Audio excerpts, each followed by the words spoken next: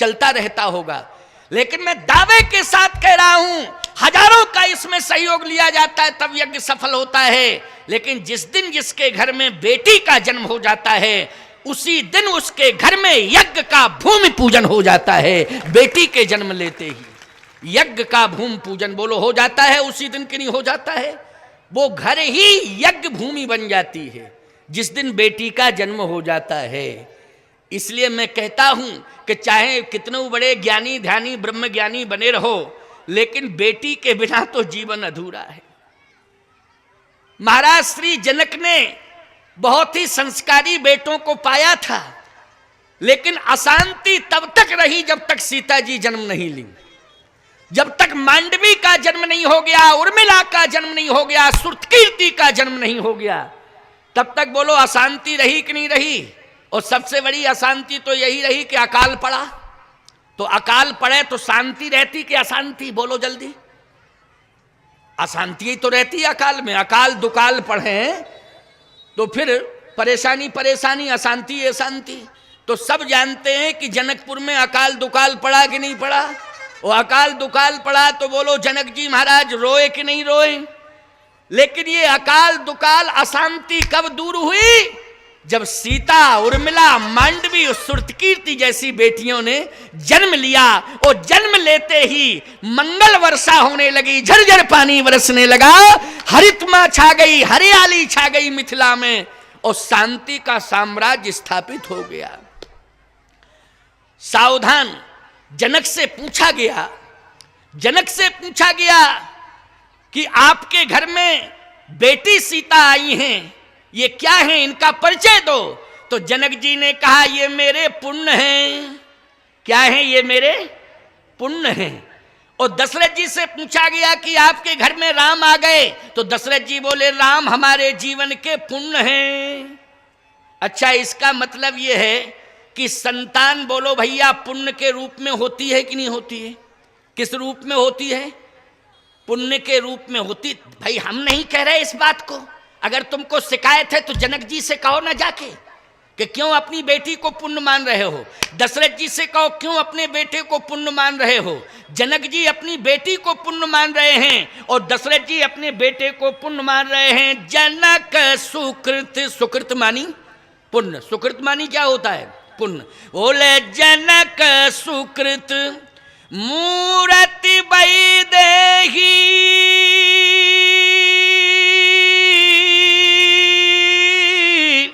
और दशरथ सुकृत राम धरि देही। बोले सीता जी के, जनक जी के पुण्य हैं सीता जी, और दशरथ जी के पुण्य हैं प्रभु राम। तो इसका मतलब है कि बेटा बेटी पुण्य होते हैं। बोलो होते हैं कि नहीं, बेटा बेटी पुण्य होते हैं। क्योंकि हम केवल यही कह दें कि बेटी पुण्य होती है तो बेटे कहेंगे हम सब पाप हैं। भाई जब बेटी पुण्य है तो बेटे पाप हैं। नहीं नहीं, हम ये नहीं कहेंगे, गलत बात है भाई। हाँ नहीं तो जितने बेटे हैं सब बगावत करेंगे घरों में जाके कि ऐसे जगत गुरु बुलाए कि हमको पापा ही सिद्ध कर दिया पूरा, केवल बेटी ही पुण्य है। नहीं, दशरथ जी कहते हैं कि राम हमारे पुण्य है, लक्ष्मण हमारा पुण्य है, भरत शत्रुघ्न ये सब पुण्य हैं चारों। और कहा जनक जी कहते ये चारों बेटियां सीता उर्मिला मांडवी और श्रुतकीर्ति, क्योंकि सीता जी का नाम आ गया है तो अपने आप तीनों बेटियां जुड़ गईं।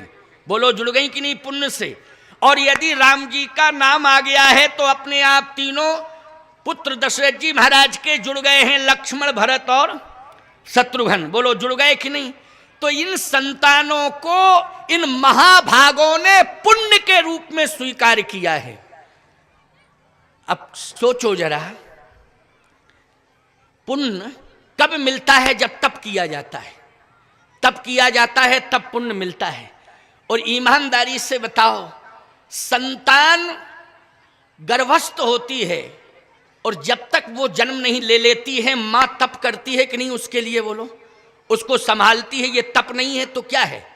संतान को चाहे बेटी हो चाहे बेटा हो, किसी को भी जन्म देना है, बोलो उसके जीवन की वो तपस्या है कि नहीं है, तपस्या कि नहीं। अब एक बात का ध्यान रखना, इसलिए कह रहा हूं कि जब संतान के जन्म का समय आ जाए, उस समय पति पत्नी को सावधान होने की आवश्यकता है। पति पत्नी को अपने विचारों में अनुकूलता लाने की जरूरत है। कभी भी, किसी भी दिन, किसी भी क्षण विरोधाभास की कंडीशन पति पत्नी की नहीं होनी चाहिए, नहीं तो इसका पूरा दुष्प्रभाव संतान पर पड़ेगा, चाहे बेटी हो चाहे बेटा हो। इसका दुष्प्रभाव किस पर? बोलो, सावधानी हटी और दुर्घटना घटी। सुन लीजिए इस बात को, हमेशा इस बात का ध्यान रखा जाए कि पति पत्नी दोनों अनुकूल रहें, दोनों अनुकूल रहें। पत्नी पति के अनुकूल चले और पति धर्म के अनुकूल चले। प्यारे, मैं दावे के साथ कह सकता हूं उसकी संतान पुण्य के रूप में प्रकट होगी। उसकी संतान किस रूप में प्रकट होगी? पुण्य के रूप में प्रकट होगी। लेकिन सीधी सी बात यह है कि बेटा है पेट में या बेटी है, संतान है उदर में, पेट में, और उस समय माँ बाप महाभारत मचा रहे। अच्छा बोलो भाई, या महाभारत तो हमारा एक पंचम वेद है, महाभारत का उदाहरण हम देते, पंचम वेद है, लेकिन हम तो सीधी सी बात कह रहे हैं कि अगर संतान उदर में है और माँ बाप दोनों अथवा पति पत्नी, भाई संतान के माँ बाप तो संतान के न माँ बाप होंगे, लेकिन पति पत्नी, जब संतान गर्भ में हो और पति पत्नी हल्दी घाटी की लड़ाई लड़ रहे हो, तो अब बताओ हल्दी घाटी की लड़ाई लड़ेंगे तो कंडीशन क्या होगी? मानसिंह पैदा होंगे कि नहीं होंगे? जयचंद पैदा होंगे कि नहीं होंगे? जल्दी बोलो। जयचंद और मानसिंह ही पैदा होंगे, इस बात को ध्यान से सुन लेना प्यारे।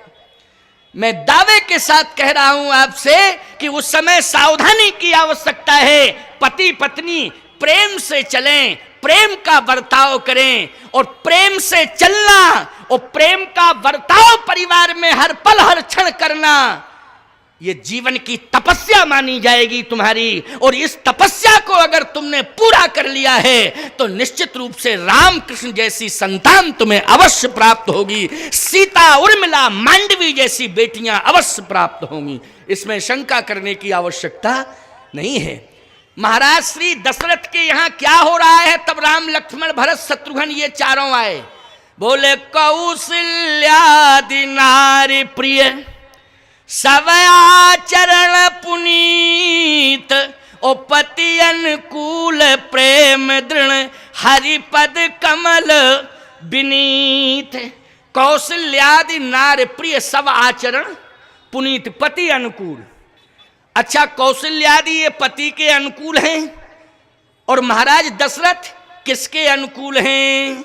बोले अवधपुरी रघुकुल मणि राऊ, ओ वेद विदित तहि दशरथ नाऊ, धर्म धुरंधर गुण निधि ज्ञानी, ओ हृदय भगत मति सारंग पानी। बोलो, दशरथ जी महाराज भी भक्ति कर रहे हैं और कौशल्या, केकई, सुमित्रा ये उनके अनुकूल चल रही हैं।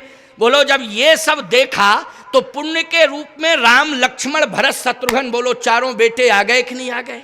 ये पुण्य के रूप में आए। इधर जनक जी क्या कर रहे हैं? कहा, जनक जी महाराज इतना बड़ा तप कर रहे हैं, इतना बड़ा तप कर रहे हैं कि पति पत्नी दोनों हल चला रहे हैं। बोलो भाई, महाराज जनक और महारानी सुनैना ने हल चलाया खेत में जाके कि नहीं चलाया? चलाया कि नहीं चलाया? हाँ, आप कहोगे बिल्कुल चलाया।